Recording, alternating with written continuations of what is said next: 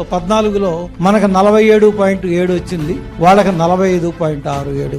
Marginal గా 1-2% తోనే 14లో మనం విన్ అయ్యాం. ఆ తర్వాత ఓట్లు చీలికి మూలాన మనకి 23 సీట్లకే వచ్చాం. లేకపోతే మినిమం ఓడిపోయినా సరే 65 నియోజకవర్గాల్లో ఈజీగా గెలిచేవాళ్ళం. అందుకని మనం మీకు ఇప్పటికీ చెప్పదలుచుకునేంటే రాష్ట్రంలో 147 నియోజకవర్గాల్లో తెలుగుదేశం, జనసేన, బీజేపీ 3 కలిపితే ఓట్లకి వైసీపీకి ఓట్లకి మధ్య 5% గ్యాప్ ఉంది, అంటే 2% గ్యాప్ ఉంది. మనం 2019 ఓట్లుని సస్టైన్ చేసుకుని ఇంకొక 2% ఎక్స్ట్రా తెచ్చుకుంటే 147 కాన్స్టిట్యున్సీలు గెలవచ్చు. 28 కాన్స్టిట్యున్సీలు, ముఖ్యంగా కర్నూలు అండ్ కడప, అక్కడ తెలుగుదేశము, బీజేపీ, జనసేన కలిసినా కూడా వైసీపీకి మనకి వాళ్ళకి మధ్య గ్యాప్ 10 లక్షల ఓట్లు తేడా ఉంది. 10 లక్షల ఓట్లు తేడా, చాలా చాలా వైడ్ మార్జిన్ ఉంది. అందుకని మేము ఇక 175 నియోజకవర్గాలని